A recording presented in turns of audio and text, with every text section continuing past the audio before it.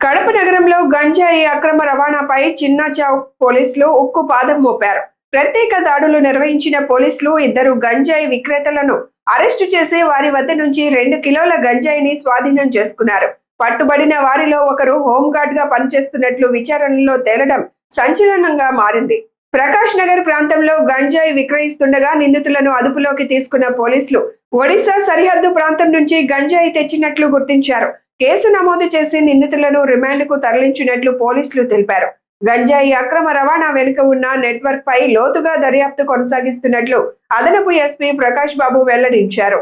ముఖ్యంగా గంజాయి గురించి మనము చాలా ఎఫర్ట్స్ చాలా రకాలుగా మనం ఇన్ఫర్మేషన్ కలెక్ట్ చేయడం జరుగుతూ ఉంది. చాలామందిని మనం పట్టుకోగలుగుతున్నాము. అందులో భాగంగానే ఈ కటిగండ్ల రమేష్ బాబు అనే అతను ప్రతి నెల ఒకసారి ఒరిస్సా బార్డర్లోని విలేజెస్కి వెళ్ళి అక్కడ తన పరిచయం ఉన్నటువంటి ఇద్దరు వ్యక్తుల నుంచి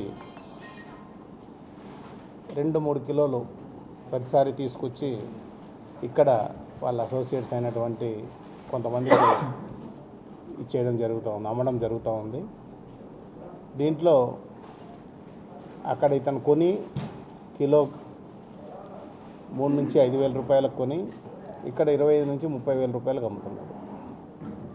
అంటే దాదాపు 1 కిలో మీద ఇతనికి 20,000 రూపాయలు దాదాపు లాభం వస్తూ ఉంది.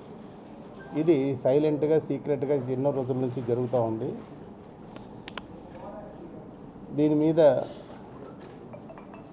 మన టీము బాగా నిఘా పెట్టి మూమెంట్స్ అన్నీ వాచ్ చేసి రెడ్ హ్యాండెడ్గా ఈ గాంజాని ఒరిస్సా నుంచి కడపకు తరలిస్తుండగా పట్టుకోవడం జరిగింది. దీంట్లో ఈ చాంద్ బాషా అనే అతను సీకే దిన్నె మండలం ఇందిరానగర్లో ఉంటాడు. ఈ రమేష్ బాబు తీసుకొచ్చి ఈ చాంద్ బాషాకి ఇస్తే చాంద్ బాషా దాన్ని చిన్న చిన్న ప్యాకెట్స్ చేసి మనకు కడప చుట్టుపక్కల ఉన్నటువంటి కన్జ్యూమర్స్ ఎక్కడైతే ఉన్నారో వాళ్ళందరికీ కూడా సప్లై చేయడం జరుగుతూ ఉంది. దీంట్లో ఈ ఒరిస్సాకు సంబంధించినటువంటి వ్యక్తులు ఇద్దరు ఉన్నారు. వాళ్ళని కూడా మనం ట్రాక్ చేసి అరెస్ట్ చేయడం జరుగుతుంది. అలాగే ఇంకా ఎవరైనా దీని కింద చిన్న చిన్న రీటైల్గా కన్జ్యూమర్స్ ఎవరైనా ఉంటే కూడా వాళ్ళందరికీ కూడా కౌన్సిలింగ్ చేయడం జరుగుతుంది. అలాగే డీ అడిక్షన్ సెంటర్కి తీసుకెళ్ళి వాళ్ళ తల్లిదండ్రులకు కూడా ఇన్ఫామ్ చేసి వాళ్ళు ఈ గంజాయి బారిన పడకుండా చూడడానికి శాయశక్తులా ప్రయత్నిస్తాము. ముఖ్యంగా ఈరోజు ఈ ఆపరేషన్ చేసినటువంటి మన చిన్న చౌక్ సిఐ రామకృష్ణారెడ్డి, వాళ్ళ ఎస్ఐ హరిప్రసాద్, బాలస్వామిరెడ్డి ఈ ఇన్ఫర్మేషన్ అంతా కలెక్ట్ చేసి మొత్తం అంతా ప్లాన్ చేసి ఈ ఆపరేషన్ సక్సెస్ఫుల్గా చేసినందుకు వీళ్ళందరినీ కూడా నేను అభినందిస్తున్నాను. మన ఎస్పీ గారు లేకపోయినప్పటికి కూడా ఆయన సూచనల మేరకు ఈ కార్యక్రమం అంతా కూడా మేము నిర్వహించడం జరిగింది. అతను ప్రస్తుతం హోంగార్డ్గా పనిచేస్తున్నాడు. సెలవు పెట్టి ఈ కార్యక్రమం చేస్తున్నాడు. అప్పుడప్పుడు ఈ దాదాపు 6 నెలల నుంచి చేస్తున్నాడు. కానీ మనకు మాత్రం ఒక 2 నెలల నుంచి సమాచారం వచ్చింది. కాకపోతే అతను ఎప్పుడు డ్యూటీలో ఉండడం వల్ల మనము కరెక్ట్గా ట్రాక్ చేయలేకపోయాము. అయినప్పటికీ నిఘా పెట్టడం వల్ల ఈసారి దొరికాడు.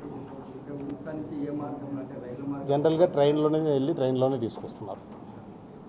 మనకు అందులో ఈ తిరుమల ఎక్స్ప్రెస్ ఒకటి ఇక్కడ నుంచి స్ట్రైట్గా ఒరిస్సాకి మన వైజాగ్ ఉండడం వల్ల ఆ ట్రైన్ని యూజ్ చేస్తున్నాడు.